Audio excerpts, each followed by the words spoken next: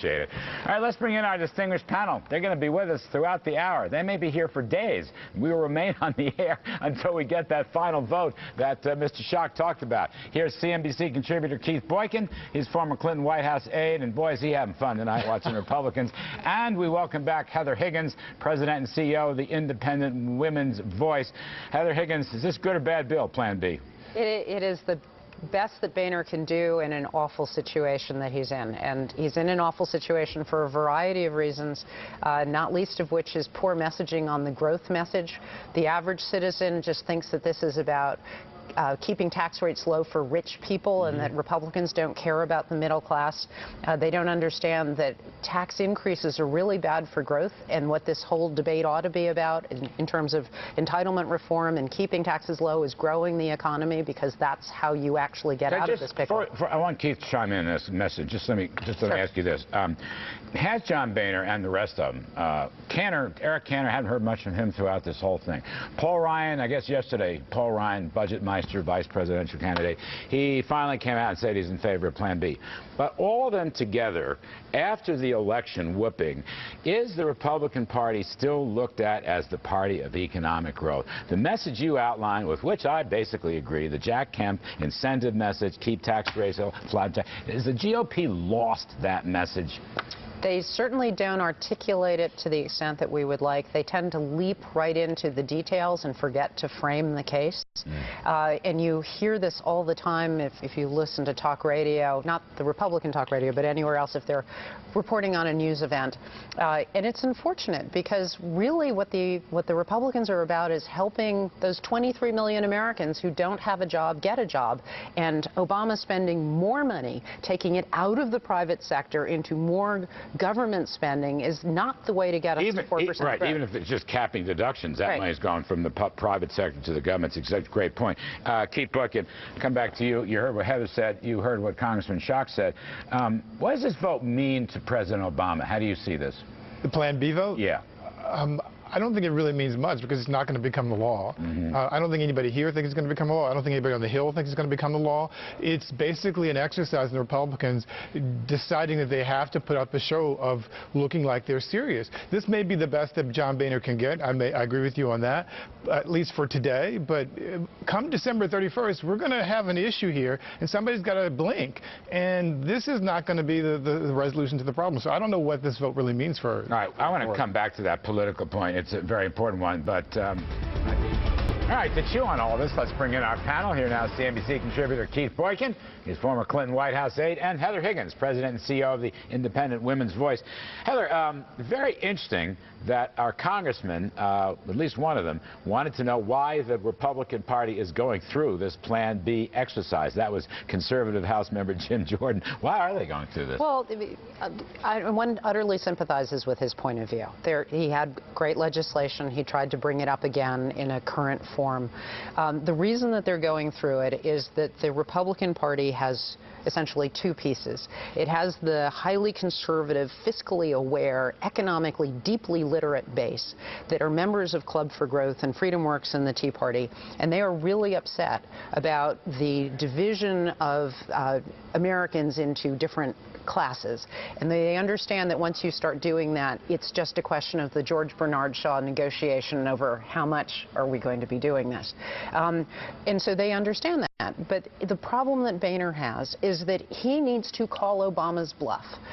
Obama, I believe, contrary to 2010 when he needed to be reelected and actually extended tax rates for everybody because he didn't want there to be a recession, now no longer has that pressure. He can be an ideologue. He can punt on revenues and insist on rates, even though they probably would yield lower revenues. And the average American and the average reporter, frankly, who doesn't really understand economics, needs to have on the table something that says to Obama, here, you said that you wanted to extend the present tax rates for everyone who was not a millionaire. We're offering you this. So the burden goes from the Republicans raised tax rates to Obama didn't follow through. That argument's already been lost, Heather. I mean, it has not already been lost. It's been barely raised. The entire media story has been on the taxes side. It has been appalling that they have never talked about the divisions on the left about spending cuts. Let me explain what I mean when I say it's been lost. We already had this issue. Yes, a few years ago, people were talking about 1 million, maybe even Nancy Pelosi was talking about 1 million. But the president president ran on the campaign where the number was 250, he's already raised it to 400,000 in terms of the threshold. So the idea that a million versus 250 or 400 means the president is going back on his word, that's not what the American people see when they look at what was said during the election. The president's own actions were to argument. extend everybody's tax rates when he actually cared about how the economy did. And he also ran on saying that he was going to have $3 or $2.50 of spending cuts for every dollar of tax revenue. And in fact, he is not doing that. He's now got it barely at $1 to a dollar, and he doesn't care about revenue. The president has made a number of concessions. Like I said, he's moved from 1.6 trillion to 1.4 trillion down to 1.2 trillion in terms of the revenue. He's moved up from 250 to 400,000 in terms of the income cutoff. He's moved on corporate taxes. He's moved on entitlements. I mean, the guy has made a lot of concessions. Entitlements is to essentially take them off the table. He moved on the retirement age. He moved on the COLA. No, they've just said that he's moved on the COLA, and he said he's being flexible on other issues. So the idea that the president being flexible does not mean that he's being flexible. This is a negotiation that has gone on entirely too long. Republicans have said for years that they want to cut the deficit, and the fiscal cliff will actually cut the deficit, but it will do it in a draconian way. And so the reality that is setting in now for Americans is that we don't want to cut the deficit too fast. Even the Republicans' most ambitious proposal doesn't actually eliminate the debt and doesn't cut the deficit in the year 2012. This point, by the way, interesting. This is the objection from the Club for Growth and other conservative groups, that in fact it doesn't commit to major spending reductions, it doesn't commit to major economic growth, and most of all, it doesn't commit to major deficits. If my math is right, they're predicting about $8.5 trillion of deficits in the next 10 years, of new deficits. $8.5 trillion. Now, that's a very big number.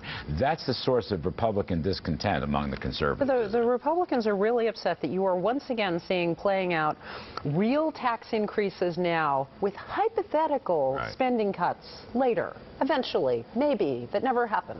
And they feel like, I'm sorry, Lucy with the football, you've done this way too many times, and that's why the base is so unhappy about it. We really haven't heard that. I mean, I know that President Obama, particularly on the COLAs, the cost of the living, I agree with you, he has said that. Other stuff is so vague and ambiguous. I just don't see it. I mean, I don't see it. You need to have hope for the change. Well, all right.